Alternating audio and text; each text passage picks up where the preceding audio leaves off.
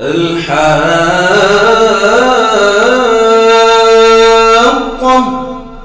ما الحاقة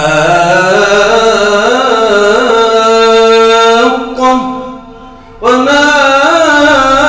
أدراك ما الحاقة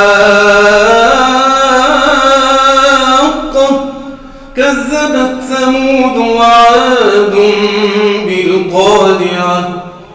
فأما ثمود فأهلكوا بالطاغية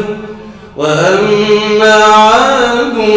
فأهلكوا بريح صرصر عاتية سخرها عليهم 7 ليال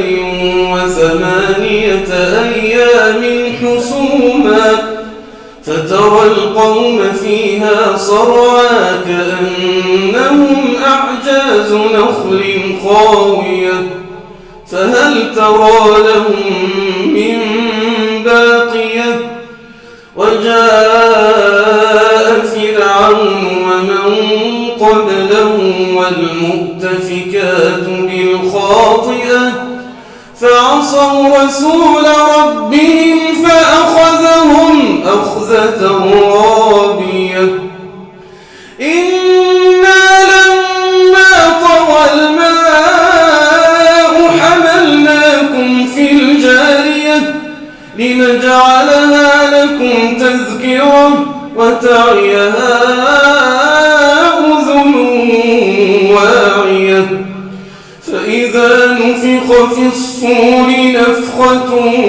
واحدة وحملت الأرض والجبال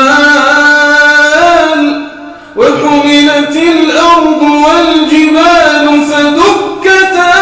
دكة واحدة فيومئذ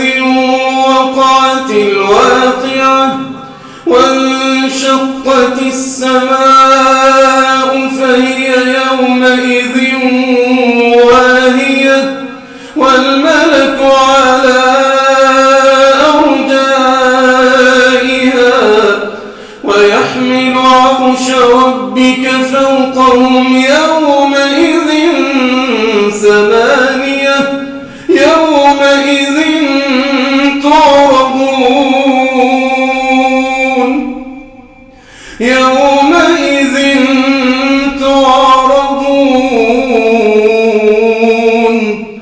يومئذ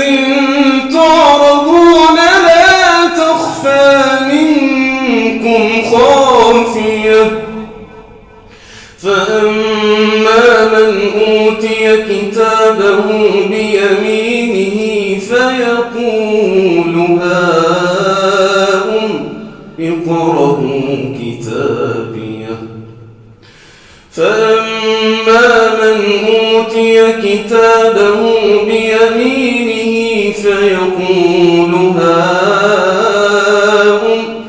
اقرءوا كتابيه إني ظننت أني ملاق حسابيه فهو في عيشة راضية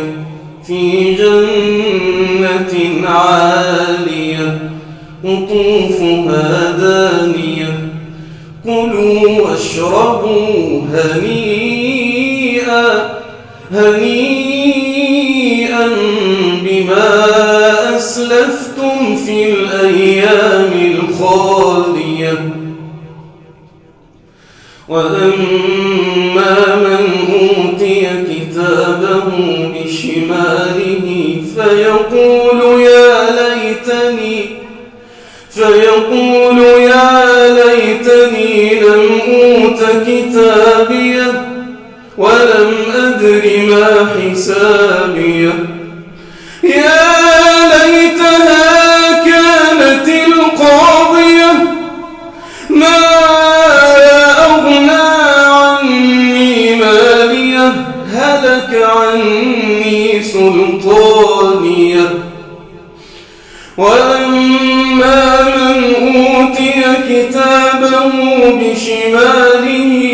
فيقول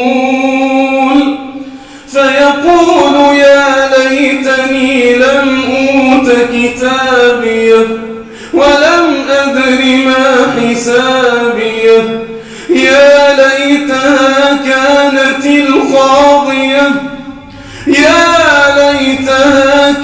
السلسلة القاضية ما أغنى عني ماليه ما أغنى عني ماليه هلك عني سلطانيه هلك عني سلطانيه خذوه فغلوه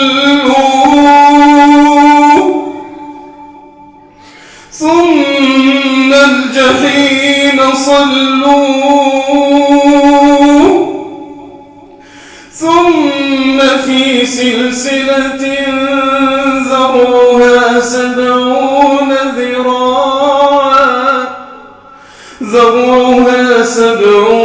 ذراعا فاسلكوه إنه كان لا يؤمن بالله العظيم ولا يحض على طعام المسكين فليس له اليوم هاهنا حميم فليس له اليوم هاهنا حميم ولا طعام إلا من غسلين لا يأكله إلا الخاطئون فلا